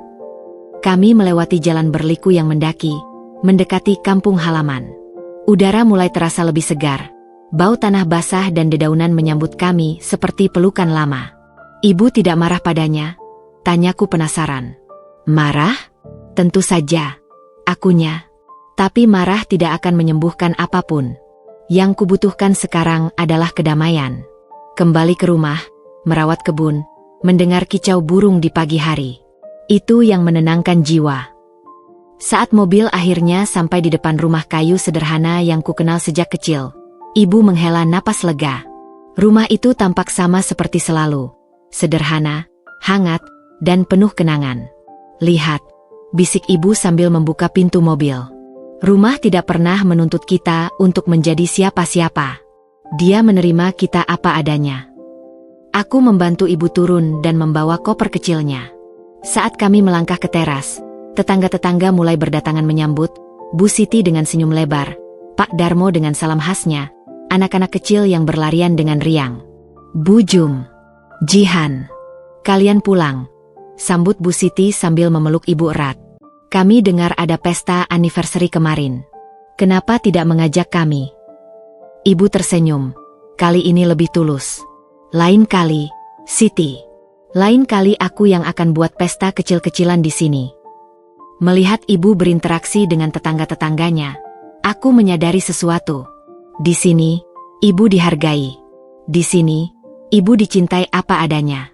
Tidak ada yang menilai dari pakaian atau logat bicaranya. Mereka menghargai ibu karena kebaikan hatinya, karena senyumnya yang tulus, karena kesediaannya selalu membantu siapapun yang membutuhkan. Jihan, kau tinggal berapa hari? Tanya Pak Darmo sambil membantu membawa koper. Aku belum tahu, Pak, jawabku jujur. Mungkin beberapa hari. Bagus. Nanti malam makan di warung Bu Siti saja. Baru ada ikan segar dari sungai. Ibu menatapku. Matanya berbinar untuk pertama kalinya sejak kejadian kemarin. Kau dengar itu, Nak? Ikan segar. Masak dengan bumbu sederhana, tapi selalu terasa lebih nikmat daripada makanan mewah di kota, bukan? Aku mengangguk, tersenyum kecil. Mungkin ibu benar. Mungkin inilah yang kubutuhkan. Kembali ke hal-hal yang sederhana dan jujur. Kembali ke tempat di mana aku tidak perlu memakai topeng. Tidak perlu berusaha menjadi sempurna. Saat malam tiba, duduk di warung Bu Siti yang sederhana, dikelilingi tawa dan cerita-cerita hangat, aku merasa beban di pundak sedikit demi sedikit mengangkat. Tapi di balik semua ketenangan ini, satu pertanyaan masih menggantung di benakku. Apakah aku bisa memaafkan? Apakah aku bisa kembali? Atau apakah kedamaian yang kurasakan di sini justru akan membuatku sadar bahwa beberapa hal mungkin lebih baik diakhiri? 3 hari telah berlalu sejak aku tiba di kampung halaman. 3 pagi yang diawali dengan ayam berkokok dan embun pagi yang menyegarkan. 3 malam yang diisi dengan obrolan ringan di beranda bersama ibu dan tetangga-tetangga. Namun, kedamaian yang kurasakan di sini tidak sepenuhnya mampu menutupi kegelisahan yang masih menggerogoti hatiku. Setiap malam, sebelum tidur, aku memeriksa ponsel, mengharapkan kabar dari Mas Uki. Tapi sekaligus takut menerimanya. Kau terus-menerus menatap benda itu. Nak, suara ibu menyadarkanku dari lamunan. Kami sedang duduk di bangku panjang di bawah pohon manggis tua, menikmati teh hangat di pagi yang sejuk. Apakah kau menunggu telepon dari suamimu? Aku mengangguk pelan, meletakkan ponsel di sampingku. Dia sudah mengirim pesan setiap hari, menanyakan kabar kita. Tapi, aku belum siap untuk berbicara dengannya. Ibu menyeruput tehnya perlahan. Apa yang membuatmu tidak siap, sayang? Aku takut, Bu. Aku mengakui dengan suara bergetar. Aku takut jika aku berbicara dengannya. Aku akan mengampuninya terlalu cepat. Atau sebaliknya, aku akan mengatakan hal-hal yang tidak bisa ditarik kembali. Memaafkan bukanlah tanda kelemahan, Jihan. Tapi itu juga bukan kewajiban. Aku tahu. Tapi, bagaimana aku bisa mempercayainya lagi? Bagaimana aku bisa yakin bahwa di suatu hari nanti, ketika ada acara penting lainnya, dia tidak akan kembali mempermalukan kita? Ibu meletakkan cangkirnya, matanya yang bijak menatapku dalam-dalam. Pernikahan itu seperti sungai, Nak. Terkadang tenang, terkadang bergejolak. Yang penting adalah kedua belah pihak mau terus berenang bersama. Tapi kali ini, Bu, rasanya seperti ada dinding tinggi yang memisahkan kami. Setiap kali aku mencoba membayangkan wajahnya, yang terlihat adalah bayangannya berdiri di depan gudang itu. Setiap kali aku mencoba mengingat kenangan indah kami, yang muncul adalah gambar ibu terkunci dalam kegelapan. Ibu mendekat, tangannya yang hangat menggenggam tanganku yang dingin. Dengar, Nak. Hidup ini penuh dengan pilihan sulit. Tapi satu hal yang pasti, keputusan apapun yang kau ambil, aku akan selalu mendukungmu. Jika kau memilih untuk memaafkannya, aku akan menerimanya dengan tangan terbuka. Jika kau memilih untuk berpisah, rumah ini selalu menjadi tempatmu kembali. Air mataku akhirnya tumpah. Aku masih mencintainya, Bu. Itu yang paling menyakitkan. Meski telah diperlakukan seperti ini, hatiku masih merindukannya. Itu wajar, sayang. Cinta tidak bisa dimatikan seperti keran air. Butuh waktu untuk menyembuhkan luka, butuh proses untuk membangun kembali kepercayaan. Sore itu, saat aku membantu ibu memetik sayuran di kebun belakang, ponselku berdering. Dari kejauhan, ibu melirikku, seolah tahu siapa yang menelepon. Dengan jantung berdebar, aku menjawab, "Halo."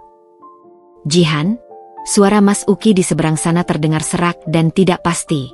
Aku tidak ingin mengganggu waktumu dengan ibu. Tapi aku hanya ingin mendengar kabarmu. Kami baik-baik saja, jawabku singkat. Dengarkan, aku sudah mulai menemui terapis. Seperti yang kau sarankan. Untuk berdamai dengan masa laluku. Itu mengejutkanku. Bagus. Itu langkah yang baik. Dia bilang apa yang kulakukan pada ibu adalah bentuk dari self-hatred.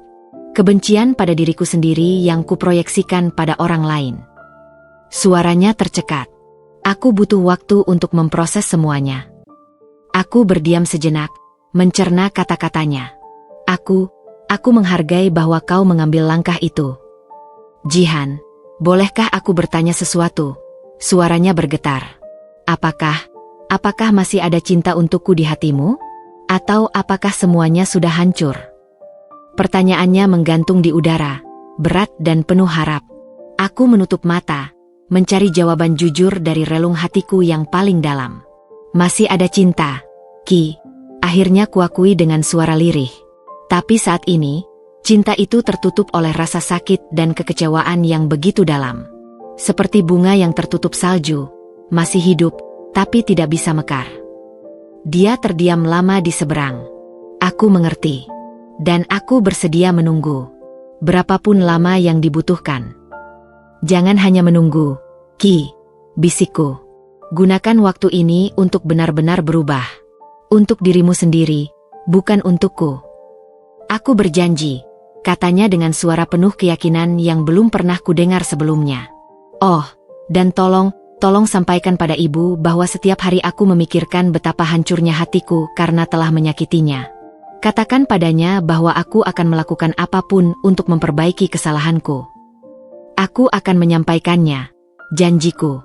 Setelah menutup telepon, aku berdiri termenung di kebun yang hijau, menghirup udara segar yang bercampur dengan aroma tanah basah. Ibu mendekatiku, tanpa bertanya apapun.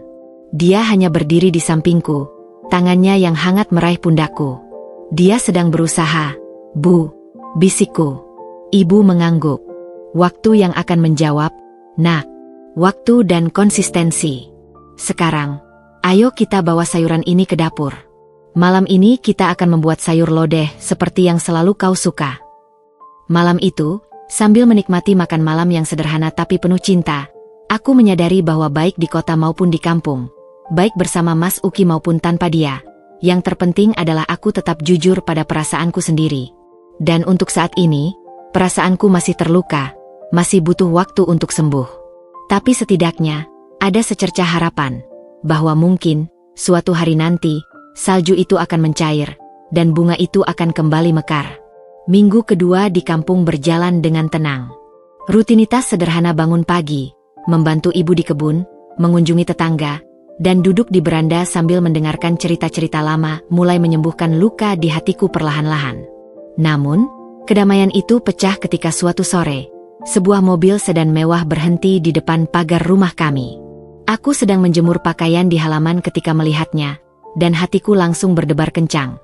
Apakah Mas Uki nekat datang tanpa pemberitahuan?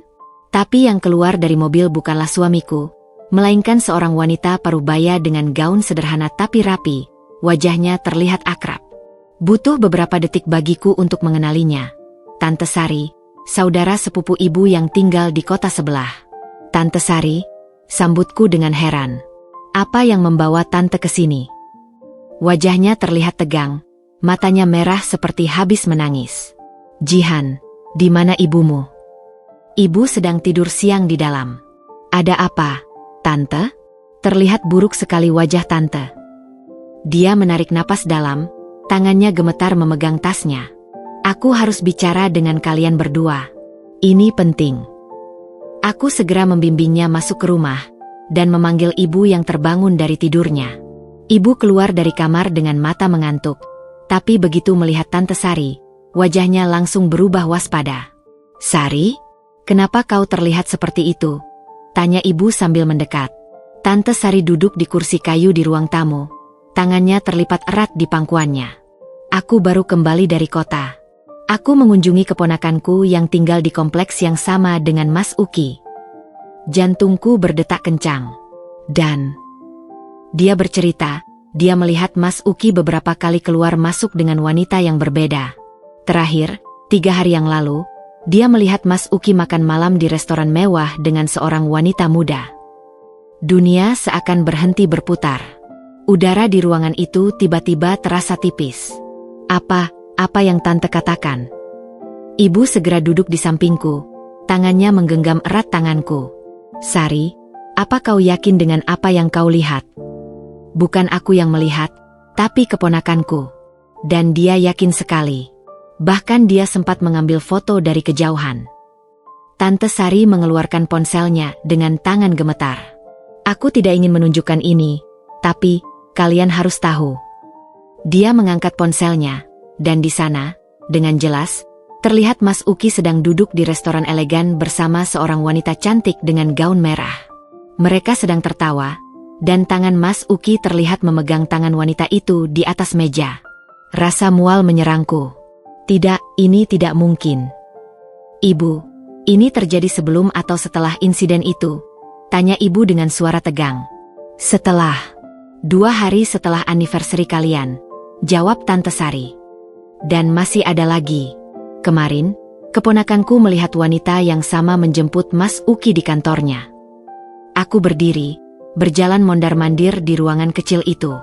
Jadi, sementara dia meneleponku, meminta maaf, berjanji akan berubah, dia malah bersenang-senang dengan wanita lain.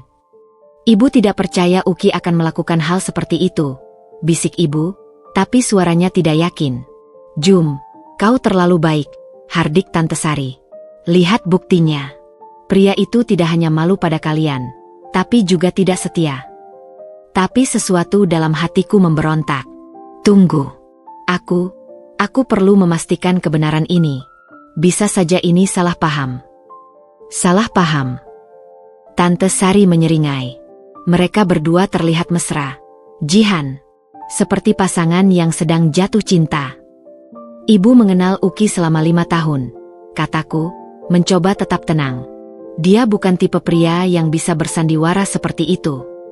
Atau mungkin selama 5 tahun itu dia pandai menyembunyikan sisi aslinya, balas Tante Sari dengan pedas. Ibu berdiri, wajahnya menunjukkan keprihatinan yang dalam. Sari, terima kasih telah memberitahu kami. Tapi untuk saat ini, biarkan Jihan yang memutuskan langkah selanjutnya. Setelah Tante Sari pergi dengan masih menyisakan kekhawatiran di wajahnya, Aku terduduk lemas di kursi. Foto itu masih terpampang jelas dalam benakku. Senyum Mas Uki yang tulus, seperti senyum yang biasa dia berikan padaku. "Ibu," bisikku, suara hampir tak terdengar. "Apa yang harus kulakukan sekarang?" Ibu duduk di sampingku, memelukku erat. "Pertama, kau harus tenang. Kedua, kau harus berbicara langsung dengan suamimu. Tuduhan seperti ini tidak boleh diselesaikan dengan terburu-buru. Tapi jika ini benar, jika dia benar-benar berselingkuh, maka kau akan menghadapinya dengan kuat, seperti segala hal lain dalam hidupmu," jawab ibu tegas. "Tapi jika ini tidak benar, kau akan menghindari kesalahpahaman yang bisa merusak segalanya."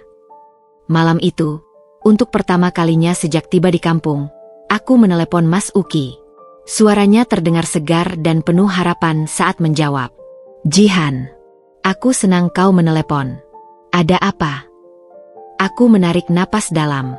"Ki, aku perlu bertanya sesuatu. Dan aku ingin kau jujur padaku." "Tentu saja. Apapun itu." Apakah kau sedang berselingkuh?" Keheningan yang menyelimuti seberang telepon begitu pekat, sampai-sampai aku bisa mendengar detak jantungku sendiri. "Dari mana kau mendapat ide seperti itu, Jihan?" Suaranya terdaga dingin, berbeda dari biasanya. "Jawab pertanyaannya, Ki. Ya atau tidak?" "Dengarkan aku." Suaranya sekarang tegas. "Aku mungkin telah melakukan banyak kesalahan. Aku mungkin telah menyakiti ibu dan menyakiti perasaanmu. Tapi satu hal yang tidak akan pernah kulakukan adalah berselingkuh. Tidak pernah." "Jadi kau menyangkal bahwa kau makan malam di resto bintang dengan seorang wanita berpakaian merah 3 hari yang lalu?" Dia terdiam lagi, lebih lama kali ini. Oh, itu. Hanya itu yang bisa kau katakan." "Jihan, wanita itu dia adalah sepupuku. Dari pihak ayah. Dia baru saja kembali dari luar negeri dan ingin bertemu untuk membicarakan warisan keluarga." "Apa buktinya?" "Dia bisa berbicara langsung denganmu sekarang jika kau mau. Atau kau bisa menanyakan pada ibuku. Atau lihatlah foto keluarga di rumah kita. Dia ada di sana. Foto pernikahan sepupuku tahun lalu." Aku terdiam, mencoba mengingat-ingat apakah memang ada foto seperti yang dia katakan. "Jihan." Suaranya lembut sekarang. "Aku tahu kepercayaan kita sedang di ujung tanduk. Tapi tolong, percayalah padaku untuk yang satu ini. Aku tidak akan dan tidak pernah berselingkuh. Cintaku padamu mungkin cacat, mungkin tidak sempurna, tapi itu tulus." Air mataku mulai mengalir. Aku tidak tahu lagi apa yang harus kupercayai, Ki. "Kalau begitu, mari kita mulai dari hal kecil. Percayalah padaku untuk hal ini. Aku akan mengirim semua bukti yang kumiliki. Dan besok, aku akan membawa sepupuku itu ke sini untuk menemuimu dan ibu." "Ke sini? Tapi..." "Tidak ada tapi. Jika itu yang diperlukan untuk membuktikan bahwa aku berusaha jujur padamu, maka itu akan kulakukan." Setelah menutup telepon, aku menemui ibu yang sedang menungguku di teras. Dia menyangkalnya. "Bu." Dia bilang wanita itu adalah sepupunya. Ibu mengangguk pelan. "Lalu, apa yang akan kau lakukan?" "Aku akan memberinya kesempatan untuk membuktikan kata-katanya. Tapi..." Aku menarik napas dalam. Jika dia berbohong tentang ini, maka semuanya benar-benar berakhir. Ibu memegang tanganku. "Kau membuat keputusan yang tepat, Nak. Dalam hidup, kita harus memberi ruang untuk kebenaran, tapi juga harus siap untuk menerima kenyataan pahit." Malam itu, tidurku kembali gelisah. Antara harap dan cemas, antara keinginan untuk percaya dan ketakutan untuk tertipu lagi. Tapi satu hal yang kuputuskan, kebenaran harus menjadi pemandu, bukan hanya emosi semata. Keesokan harinya, langit pagi di kampung tampak mendung, seakan mencerminkan kegelisahan dalam hatiku. Aku bangun lebih awal, membantu ibu menyiapkan sarapan sementara pikiranku melayang kepada janji Mas Uki akan datang dengan sepupunya. Ibu dengan tenang menyiapkan teh hangat, sesekali melemparkan tatapan penuh perhatian kepadaku. "Kau tidak banyak makan, Nak," ujarnya saat aku hanya memainkan nasi di piring. Perutku mual. Bu. Aku gugup. Ibu memahami. Tapi ingat, apapun yang terjadi hari ini, kau tidak sendirian. Tak lama setelah kami selesai sarapan, suara mobil mendekat membuat jantungku berdebar kencang. Dari jendela, kulihat Mas Uki turun dari mobil bersama seorang wanita cantik berambut panjang. Sosok yang sama dari foto yang ditunjukkan Tante Sari. Tapi yang mengejutkan, dari kursi penumpang belakang, seorang wanita parubaya yang kurus juga turun. Aku mengenalinya, ibu mertuaku. Bu, ibu mertuaku juga ikut. Bisikku pada ibu. Ibu mengangguk, wajahnya tenang. Bagus. Semakin banyak keluarga, semakin jelas kebenarannya. Saat mereka berjalan mendekati rumah, aku bisa melihat dengan jelas betapa kurus dan lelahnya Mas Uki. Matanya yang biasanya bersinar, kini terlihat cekung dan penuh kecemasan. Dia mengenakan kemeja sederhana, jauh dari kesan perfeksionis yang biasa ditampilkannya. Jihan, ibu, sapa Mas Uki dengan suara serak. Ini sepupuku, Maya. Dan seperti yang janjikan, aku juga membawa ibuku. Ibu mertuaku mendekat, memelukku erat. Jihan, aku baru tahu semuanya. Maafkan anakku yang bodoh ini. Wanita bernama Maya itu tersenyum ramah. Senang akhirnya bisa bertemu denganmu, Jihan. Ibu sering bercerita tentangmu. Logat bicaranya terdengar medok, persis seperti logat kampung halaman Mas Uki. Aku mempersilakan mereka masuk, dan untuk beberapa saat, suasana terasa canggung. Tak seorang pun tahu harus memulai dari mana. Akhirnya, Maya yang memecah keheningan. Aku tahu ada kesalahpahaman tentang hubunganku dengan Uki. Aku ingin meluruskannya. Dia mengeluarkan dompetnya dan menunjukkan foto lama. Sebuah foto keluarga besar di mana dia dan Mas Uki masih anak-anak, berdiri bersama dengan pakaian sederhana di depan rumah panggung khas kampung. Ini foto kita waktu kecil, Uki. Ingat? Waktu kita masih sering main lumpur bersama, ujar Maya sambil tersenyum. Mas Uki mengangguk, wajahnya berkerut. Aku ingat. Dan aku malu karena selama ini berusaha melupakan masa-masa itu. Ibu mertuaku mengambil alih pembicaraan. Jihan, Ibu Jum, aku ingin meminta maaf. Ternyata, akar masalahnya ada padaku. Matanya berkaca-kaca. Setelah suamiku meninggal, aku memaksa keluarga kami pindah ke kota. Aku berpikir itu yang terbaik untuk Uki. Tapi yang kulakukan justru membuatnya terputus dari akarnya. Mas Uki memegang tangan ibunya. Bukan salah ibu. Aku yang tidak bisa berdamai dengan masa lalu. Tidak, bantah ibu mertuaku. Aku selalu menekanmu untuk menjadi orang kota yang sempurna. Aku yang membuatmu malu pada asal-usulmu. Bahkan aku yang menyarankanmu untuk tidak terlalu sering mengajak Jihan ke acara-acara kantor karena logat bicaranya yang masih terdengar kampungan. Wajahku terasa panas mendengar pengakuan itu. Apa? Jadi selama ini? Maafkan aku, Jihan, bisik Mas Uri, tangannya meraih tanganku. Aku terlalu lemah untuk melawan tekanan ibuku. Tapi itu bukan pembenaran untuk apa yang kulakukan pada ibumu. Ibu yang selama ini diam, akhirnya berbicara. Kita semua membawa luka masing-masing. Tapi luka itu seharusnya tidak dijadikan alasan untuk melukai orang lain. Maya mengangguk. Uki sudah bercerita semua padaku. Dan sebagai sepupu yang juga berasal dari kampung yang sama, aku merasa perlu datang untuk mengingatkannya pada jati dirinya. Dia menatap Mas Uki dengan lembut. Kau dulu bangga pada akarmu, Uki. Ingat bagaimana kau selalu bercerita padaku tentang Jihan, gadis kampung yang cantik dan pintar yang berhasil merebut hatimu. Aku masih bangga padanya, jawab Mas Uki dengan suara bergetar. Aku hanya lupa bagaimana caranya bangga pada diriku sendiri. Ibu berdiri dan mendekati ibu mertuaku. Kita sebagai orang tua terkadang berpikir kita melakukan yang terbaik untuk anak-anak kita. Tapi yang terbaik adalah membiarkan mereka menjadi diri mereka sendiri. Ibu mertuaku menangis, memeluk ibu. Maafkan aku, Jum. Maafkan kami. Dalam keheningan yang penuh emosi itu, aku menyadari sesuatu yang penting. Masalah kami bukan hanya tentang Mas Uki yang mengurung ibuku di gudang. Itu adalah puncak dari gunung es yang telah terbentuk selama bertahun-tahun. Dari tekanan keluarga, rasa tidak aman, dan upaya untuk menjadi seseorang yang bukan dirinya sendiri. Ki, ucapku akhirnya, membuat semua orang menatapku. Aku masih marah, masih sakit.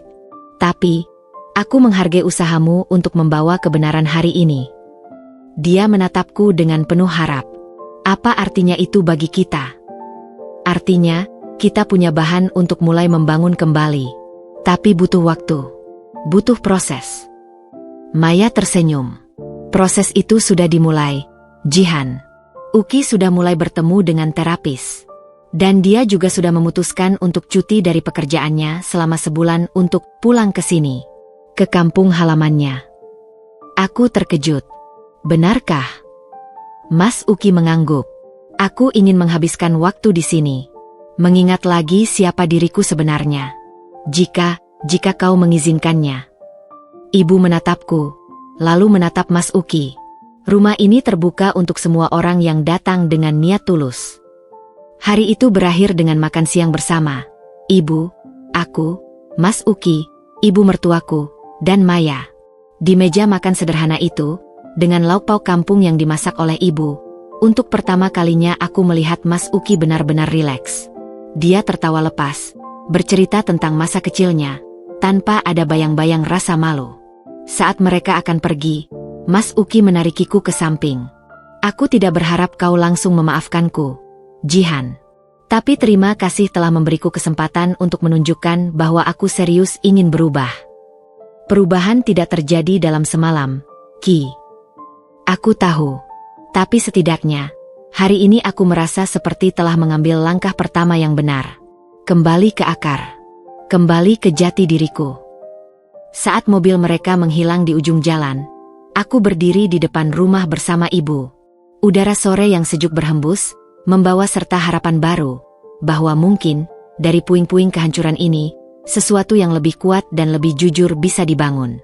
Minggu-minggu berikutnya terasa seperti gerbong waktu yang membawa kami kembali ke masa lalu. Mas Uki menepati janjinya untuk mengambil cuti dan tinggal di kampung, menginap di rumah tua ibu mertuaku yang sudah lama tidak dihuni. Setiap pagi, dia datang ke rumah kami dengan sepeda butut yang dipinjam dari tetangga. Wajahnya yang dulu selalu tegang kini mulai menunjukkan kedamaian. Hari ini, aku menemukannya duduk di bangku panjang di bawah pohon mangga, asyik berbincang dengan Pak Darmo tentang cara merawat tanaman cabai. Aku berdiri di teras, mengamatinya dari kejauhan. Dia tertawa lepas, jenis tawa yang jarang kudengar selama 5 tahun pernikahan kami. Ibu lihat perubahan pada dirinya?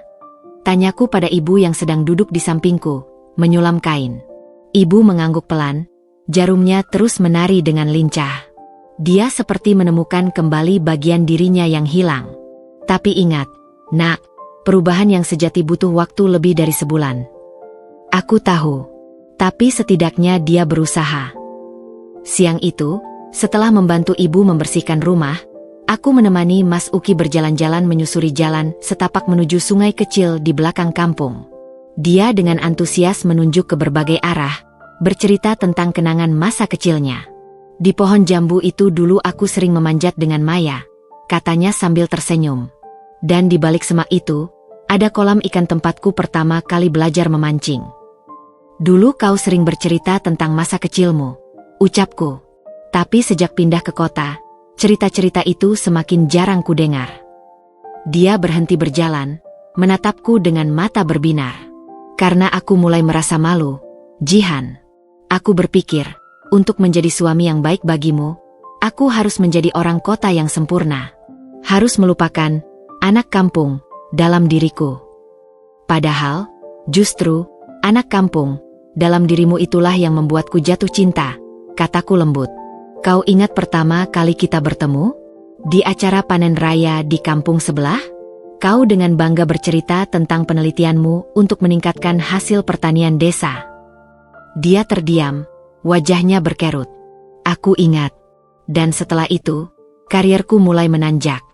Aku mendapat tawaran kerja di kota, dan perlahan-lahan, aku mulai meninggalkan semua yang berbau kampung. Kami sampai di tepi sungai. Airnya jernih, mengalir dengan tenang.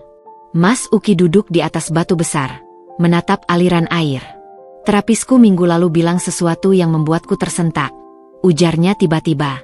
Dia bilang, dengan menyembunyikan asal-usulku, aku seperti sungai yang mencoba menyangkal mata airnya. Padahal, tanpa mata air, sungai itu akan kering. Aku duduk di sampingnya, mendengarkan dengan saksama. Selama ini aku sibuk membangun citra, seorang profesional sukses dari kota. Tapi di balik itu, ada anak laki-laki yang rindu bermain di sungai, makan dengan tangan, dan tertawa lepas tanpa takut dihakimi. Dan sekarang, tanyaku, dia perlahan-lahan mulai kembali. Tapi ada satu hal yang masih mengganjal. Dia menatapku langsung.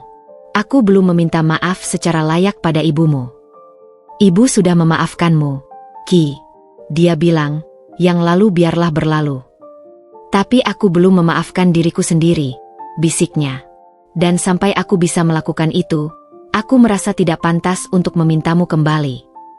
Sore itu, kami pulang dengan hati yang lebih ringan. Saat sampai di rumah, kami disambut pemandangan yang tidak terduga.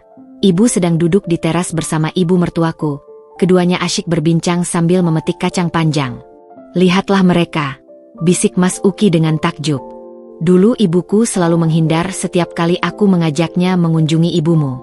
Katanya, mereka tidak memiliki kesamaan. Tapi sekarang, kedua ibu itu tertawa bersama. Wajah mereka bersinar dalam sinar matahari sore. Ibu mertuaku bahkan sudah mengganti gaun kota yang biasanya dikenakannya dengan baju kampung yang sederhana. Rupanya, mereka menemukan kesamaan dalam kecintaan pada lagu-lagu daerah, ujar ibu saat kami mendekat. Kami tadi bernyanyi bersama sambil bekerja. Ibu mertuaku tersipu malu. Aku sudah lupa betapa menyenangkannya hidup sederhana seperti ini. Malam harinya, setelah Mas Uki dan ibunya pulang, aku duduk bersama ibu di teras, menikmati angin malam yang sejuk. Bagaimana perasaanmu melihat perubahan Mas Uki? Tanya ibu. Aku senang, tapi juga takut, Bu. Aku mengakui. Takut ini hanya sementara. Takut begitu kembali ke kota, dia akan berubah lagi. Ibu memahami kekhawatiranmu.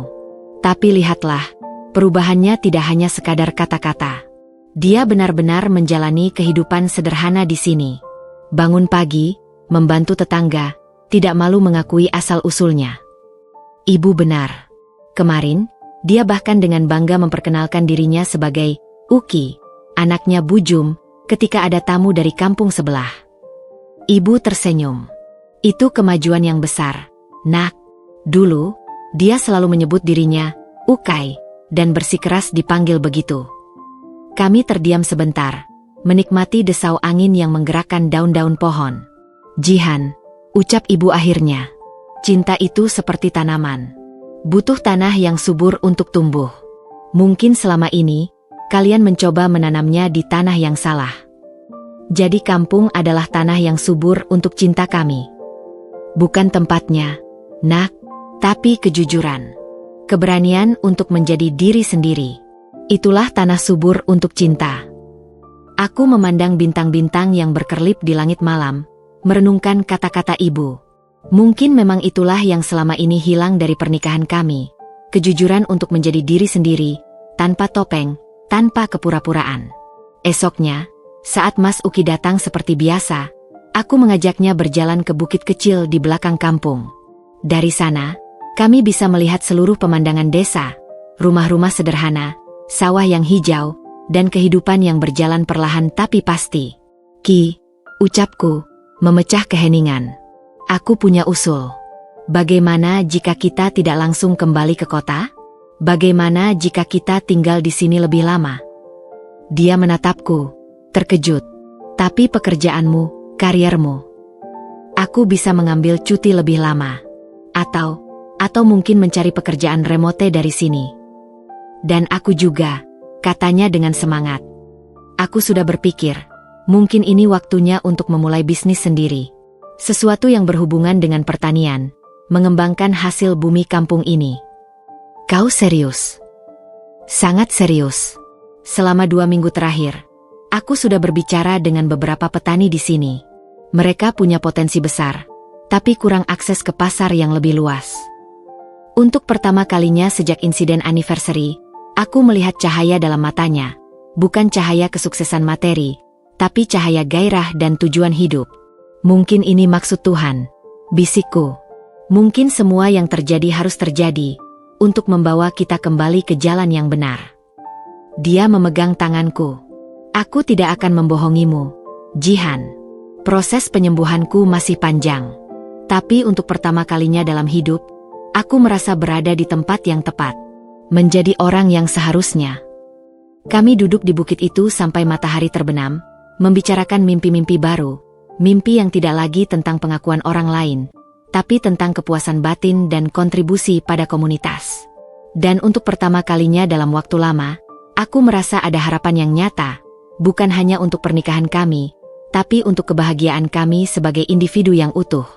6 minggu telah berlalu sejak kami memutuskan untuk memperpanjang masa tinggal di kampung. Mas Uki, yang kini lebih suka dipanggil Uki saja, telah berubah menjadi sosok yang hampir tak kukenal. Kulitnya yang dulu pucat kini kecoklatan oleh matahari. Tangannya yang halus kini terdapat kapalan, dan senyumnya tidak lagi terpaksa. Tapi pagi ini, sesuatu yang berbeda terasa di udara. Jihan, ada telepon untukmu, teriak ibu dari dalam rumah. Dari kantormu di kota. Aku segera bergegas masuk, jantung berdebar. Cuti daruratku sudah hampir habis, dan aku tahu ini saatnya menghadapi kenyataan. Di ujung telepon, suara bosku, Pak Robert, terdengar tegas. Jihan, aku butuh keputusanmu sekarang. Apakah kau akan kembali minggu depan atau mengundurkan diri? Tim di sini kewalahan menanggung beban kerjamu. Bisakah aku mendapatkan perpanjangan cuti tanpa bayaran? Pak, pintaku dengan hati-hati. Tidak mungkin. Proyek baru akan dimulai bulan depan. Kau harus memilih, kembali atau mengundurkan diri. Saat aku menggantungkan telepon, wajahku pasti mencerminkan kegelisahan yang kurasakan. Uki, yang baru saja kembali dari membantu Pak Darmo di kebun, segera mendekat. Ada masalah? Tanyanya dengan wajah penuh perhatian. Aku harus memutuskan apakah kembali ke kota atau mengundurkan diri, jawabku singkat. Minggu depan adalah batas waktunya. Uki mengangguk, memahami sepenuhnya dilemaku. Apapun keputusanmu, aku akan mendukungmu. Tapi malam itu, ketegangan mulai muncul. Saat kami sedang makan malam, ibu bertanya tentang rencana kami ke depan. Jika Jihan memutuskan untuk kembali ke kota, apakah kalian akan tinggal bersama lagi? Tanya ibu dengan halus. Uki dan aku saling memandang. Itu adalah pertanyaan yang selama ini kami hindari.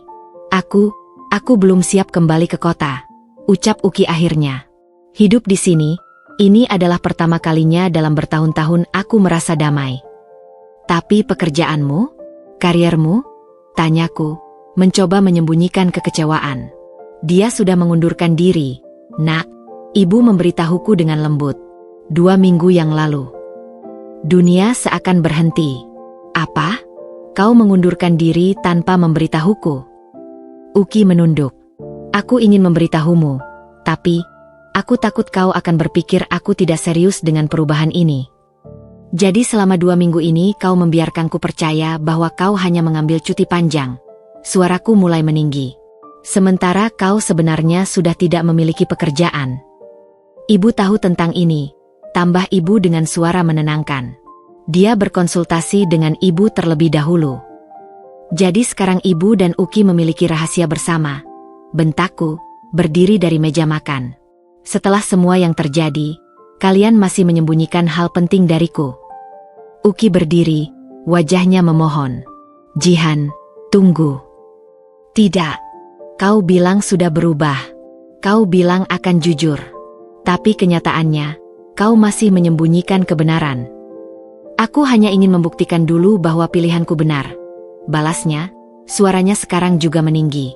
Aku sudah memulai usaha kecil-kecilan dengan para petani di sini.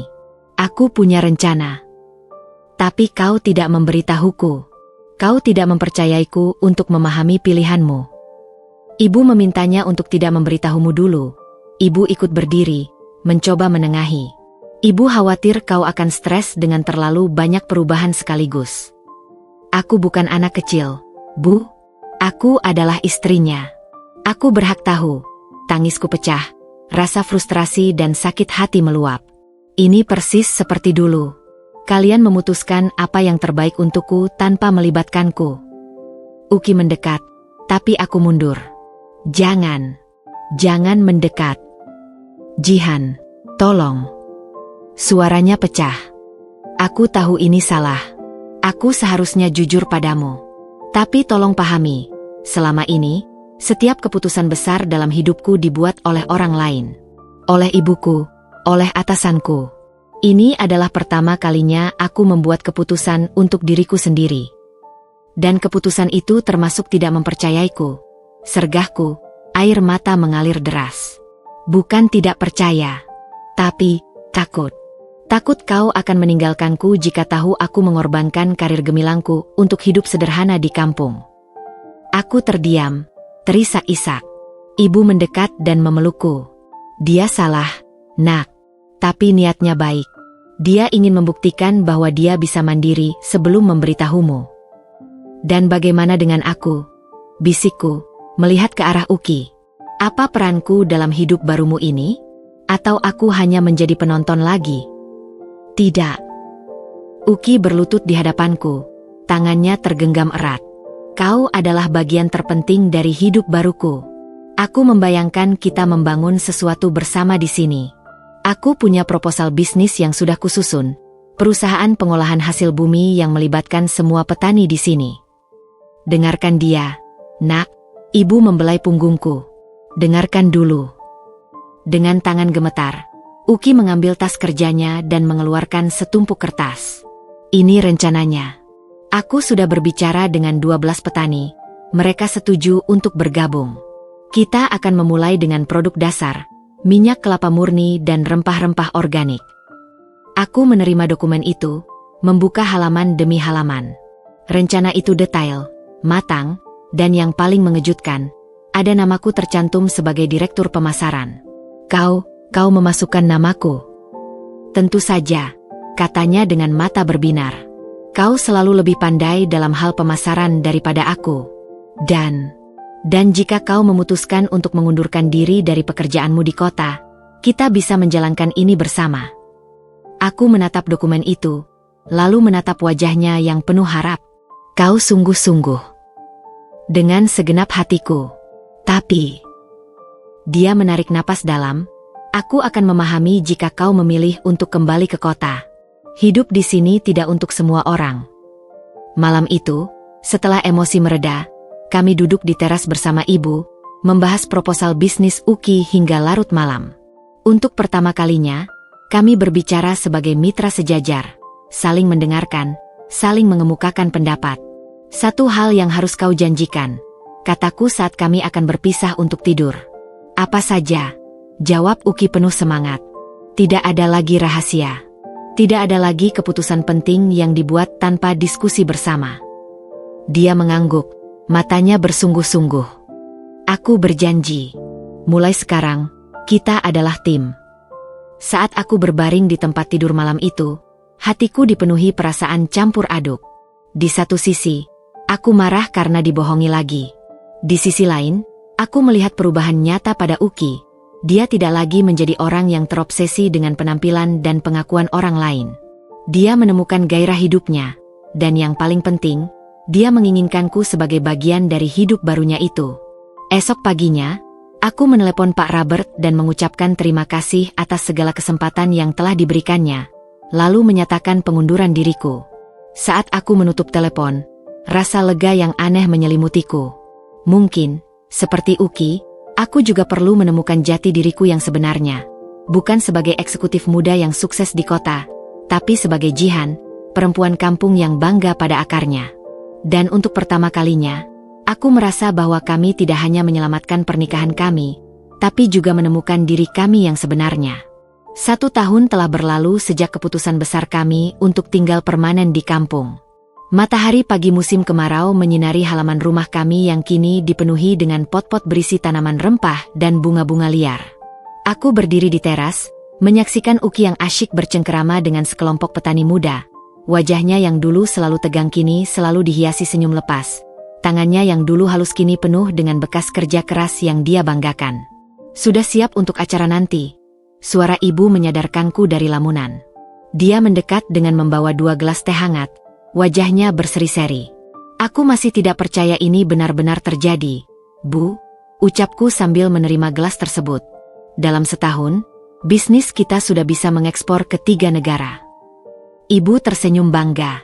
"Kalian berdua bekerja keras. Dan yang terpenting, kalian melakukannya bersama-sama. Hari ini adalah anniversary pernikahan kami yang ke-6.